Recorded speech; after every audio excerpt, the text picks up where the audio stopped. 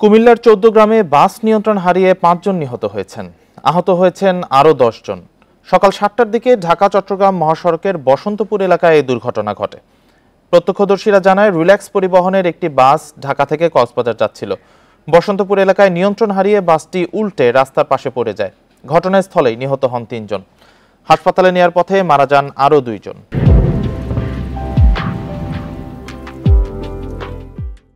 এ দুর্ঘটনার বিষয়ে আরো জানাতে কুমিল্লা থেকে যোগ দিয়েছেন সহকর্মী তানভীর খন্দকার।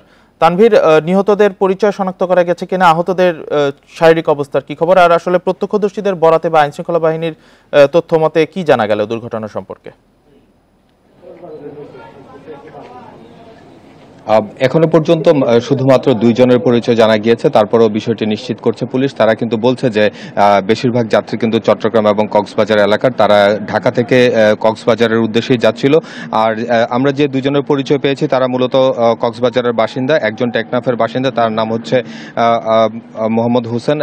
তিনি আসলে তার ভাইকে মালয়েশিয়ার উদ্দেশ্যে বিমানে তুলতে দিতে গিয়ে ফেরার পথে আসলে দুর্ঘটনায় নিহত হন।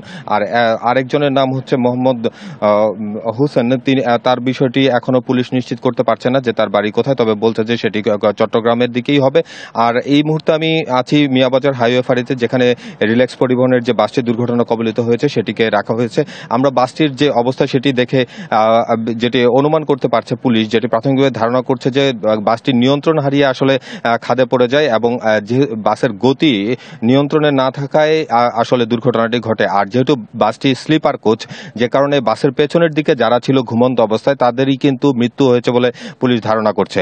আর একটি বিষয় হচ্ছে যে আমরা আসলে পুলিশের সাথে যেটি কথা বলেছি, তারা বলছে যে বাসটি ঢাকা থেকে কক্সবাজারের উদ্দেশ্যে যাচ্ছিল, কিন্তু আমরা বাসের যে নেম প্লেট সেটিতে আমরা দেখতে পাচ্ছি যে এখানে যশোরের নাম লেখা। তো একটি বিষয় আসলে আমরা শুনতে পেয়েছি, আসলে বিষয়টি নিশ্চিত নয়, কিন্তু ধারণা করা যাচ্ছে যে বাসটি প্রথমে যশোর থেকে ঢাকা এসেছিল এবং পরবর্তীতে ঢাকা থেকে চট্টগ্রামের উদ্দেশ্যে রওনা দিয়েছিল। এখন বাসের যে চালক তিনি আসলে বিশ্রাম নিয়েছিলেন কিংবা বাসটির যে চালক সেটি পরিবর্তিত হয়েছিল কিনা, এই বিষয়টি এখন তো তদন্তের বিষয়।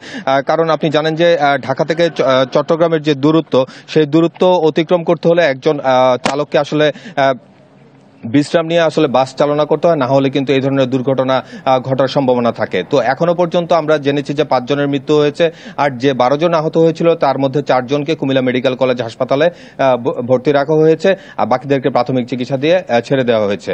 তো এই ছিল আমার কাছে কুমিল্লা থেকে সড়ক দুর্ঘটনার সর্বশেষ খবর। কুমিল্লার ১৪ গ্রামের সড়ক দুর্ঘটনার বিষয়ে জানাচ্ছিলেন সহকর্মী তানভীর খন্দকার।